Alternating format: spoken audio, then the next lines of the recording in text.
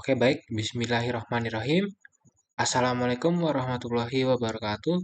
Perkenalkan, saya Angger Wirananta Usada dengan NIM akhir 124, praktikan PPM dari kelompok 8. Di sini saya akan menjelaskan tugas mingguan dari siswa 1, yaitu modul 1, yaitu peta kendali variabel dan fishbone diagram. Di sini saya akan menjelaskan dari soal nomor 2 dan soal nomor 4 menjadi contoh soalnya. PT Parmindo Berkah memproduksi tablet suplemen vitamin C dengan dosis tinggi untuk kebutuhan kesehatan masyarakat dalam upaya menjaga kualitas dan keamanan produk. Kandungan vitamin C aktif dalam setiap tablet diproduksi harus dipantau secara ketat untuk memastikan proses produksi berjalan sesuai standar Good Manufacturing Practice dan berada dalam kontrol statistik yang baik. Departemen Quality Control melakukan inspeksi rutin dengan mengambil sampel dari 15 batch produksi berbeda selama periode produksi 1 minggu. Dari setiap batch produksi diambil 8 sampel tablet secara random sampling, kemudian dianalisis kandungan vitamin C menggunakan metode high performance liquid chromatography dengan presisi yang tinggi. Hasil pengukuran kandungan vitamin C untuk setiap sampel telah dicatat sebagaimana ditampilkan pada tabel 2. Di sini tabel 2 ini yang diambil dari 15 produksi, yang dimana kelima batch ini diambil sampel sebanyak 7. Jadi di soal. Oke, baik.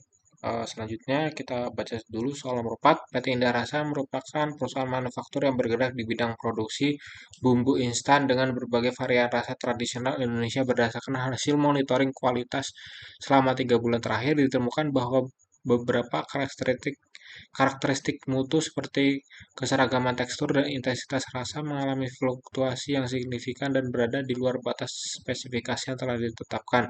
Kondisi ini menunjukkan bahwa proses produksi belum terkendali dengan baik atau out of control. Untuk mengidentifikasi akar permasalahan dari ketidakstabilan kualitas produk bambu tersebut, Divisi Quality Control melakukan analisis mendalam menggunakan diagram tulang atau fishbone diagram. Analisis dilakukan berdasarkan pendekatan 6M, yaitu Man Machine Method, Material Measurement, and Environment.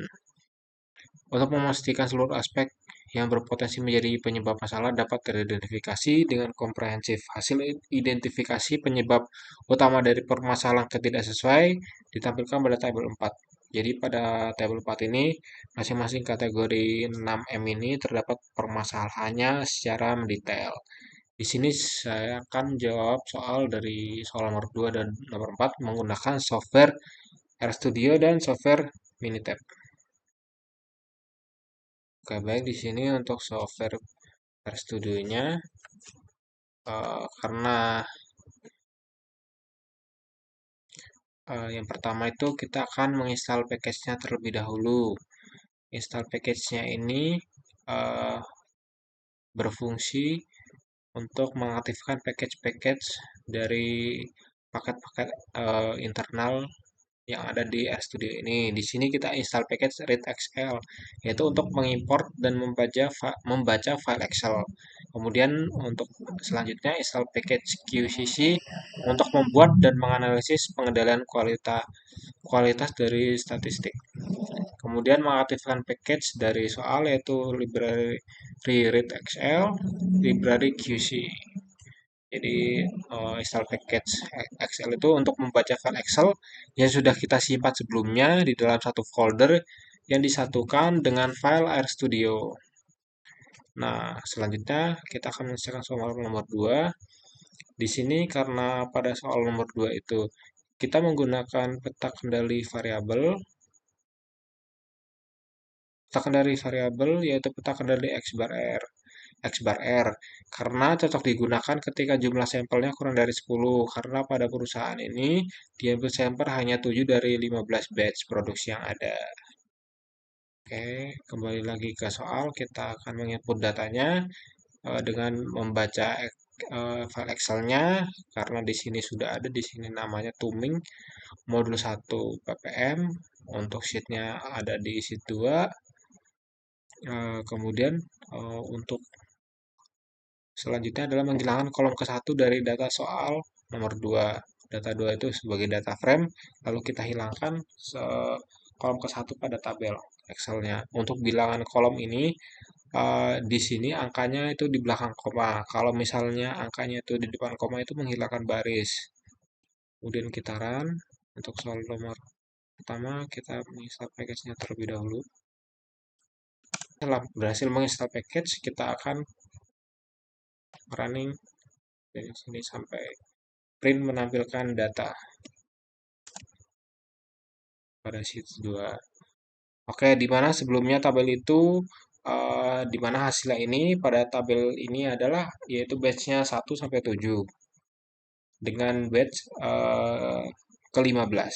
Di sini ada batch 1 sampai 7, kemudian batch-nya dengan ke-15. Karena di sini kita mengambil data angkanya saja, maka kita hilangkan kolom yang batch tadi itu karena tidak terpakai. Yang tulisan batch tadi kita hilangkan. Ini sudah tertampil gambarnya. Oke, selanjutnya dari gambar tabel tersebut, selanjutnya kita akan membuat peta kendali R, yaitu dengan QCC dari data 2, yaitu membuat peta kendali untuk type-nya R, yaitu jenis peta kendali yang dibuat, untuk judul dari apa peta kendalinya, yaitu peta kendali R kandungan vitamin C, eh, underscore nim akhir saya 124 x s labnya yaitu sumbu X-nya itu subgroup, yaitu sumbu X-nya, Y lab yaitu adalah range atau jangkauannya. Add stats sama dengan true, false yaitu tidak ada keterangan hasil pada chartnya. Oke, langsung kita running saja. Oke, baik, didapatkan grafik peta kendali L kandungan vitamin C di mana di sini terdapat titik yang menyebar di setiap sudutnya. Di mana yaitu titik merah ini menandakan sampel ini berada di luar batas kendali UCL, di mana pada titik peta kendali R ini akan melakukan suatu perbaikan. Kita akan melakukan tindakan korektif sebelum sampel ini dan titik ini akan dihapus. Jadi proses ini sebenarnya tidak terkendali secara statistik, di mana didapatkan LCL-nya sebesar ini. Maka kita running saja untuk hasilnya.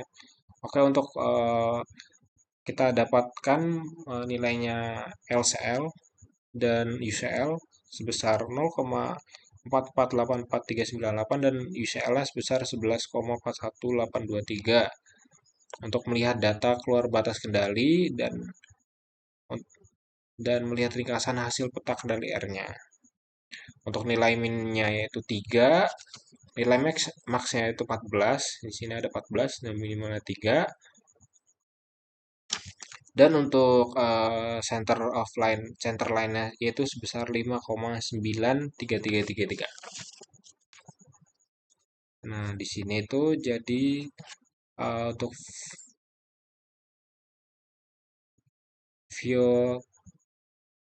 violations itu jadi tidak ada yang melanggar aturan kolom yang tidak wajar.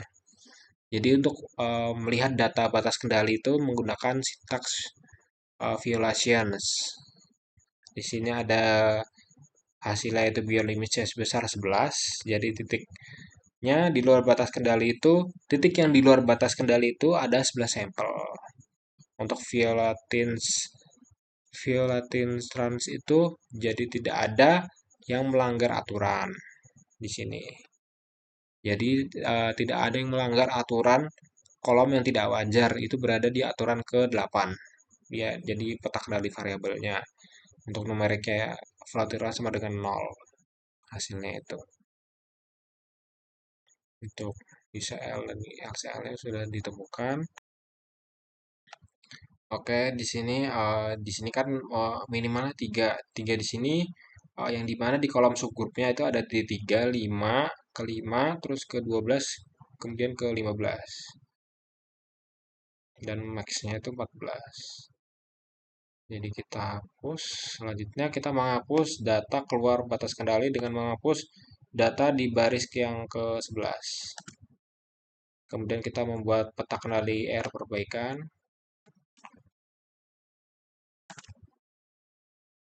Oke, pada kendali pada peta kendali R perbaikan ini, jadi titik-titiknya sudah berada dalam batas kendali.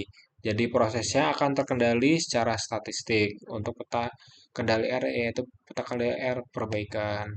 Di sini kita melihat ringkasan peta kendali R perbaikan. Oke, baik, di sini terdapat hasil dari UCL-nya yaitu 10,939, LCL-nya yaitu 0,404814.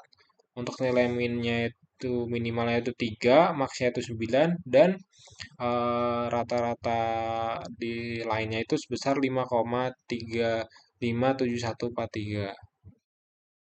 Selanjutnya kita melihat ringkasan atau membuat peta kendali dari X bar itu sendiri.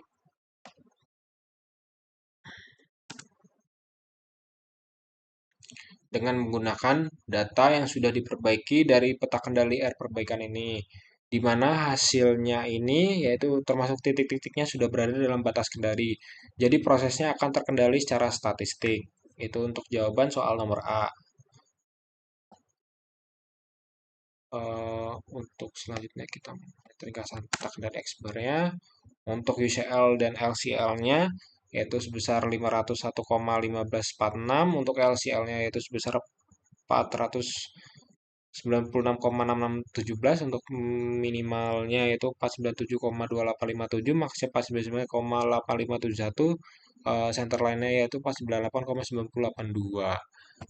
Oke, baik, selanjutnya setelah kita menjawab soal nomor 2A tadi, selanjutnya kita akan menjawab soal nomor 2B, yaitu berdasarkan jawaban yang ada pada kejadian tidak wajar peta kendali, dapat disimpulkan bahwa operasi tabel pada kandungan vitamin C berdasarkan hasil pengukuran ini tidak berada dalam kondisi yang terkendali secara statistik karena terjadi pelanggaran aturan pertama, yaitu terdapat satu titik, yaitu titik 11 yang berada pada luar batas kendali atau UCL, atau yang berada pada atas UCL pada grafik R ini atau variabel kendali R ini.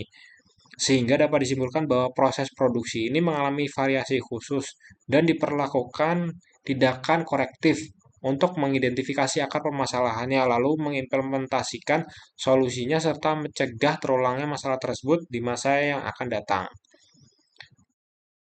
Kemudian di soal nomor 4 ini kita akan membuat diagram fishbone, lalu kita input datanya pada soal yang sudah dibuat pada Excel tadi, yang ada pada sheet 4.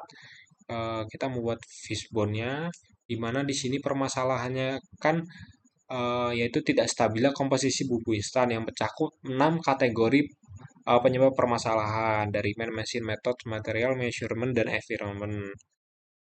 Lalu kita running saja. Oke, baik, di sini untuk hasilnya dari fishbone diagram, mohon maaf, ini hasilnya kemungkinan apa hasilnya jelek, mungkin kemungkinan di Minitab hasilnya bagus. Ya. Selanjutnya kita akan menyelesaikan soal pada Minitab.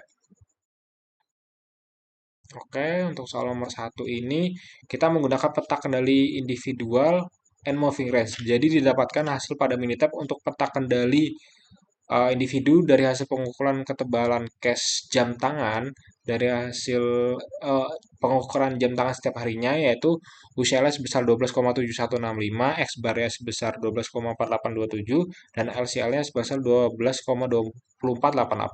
Semua titik ini berada dalam batas kendali, menunjukkan bahwa nilai ketebalan cache jam tangan secara individu itu berada dalam kondisi yang stabil. Selanjutnya pada grafik moving range ini atau MR ini didapatkan yaitu usianya sebesar 0,2873, moving range-nya sebesar 0,0879, dan LCL-nya sebesar 0, berada dalam batas kendali. Artinya, variasi antar pengamatan ini masih dalam batas yang dapat terkendali dan proses produksi ini pada jam tangan ini berlangsung secara terkendali. Oke, baik, untuk soal nomor 2 pembahasannya. Ini termasuk peta kendali dari X bar R. Oke, untuk peta kendali X bar R. Di sini didapatkan UCL-nya sebesar 501,298, untuk X bar-nya sebesar 498,810, dan LCL-nya sebesar 496,321. Kemudian untuk peta kendali R-nya itu didapatkan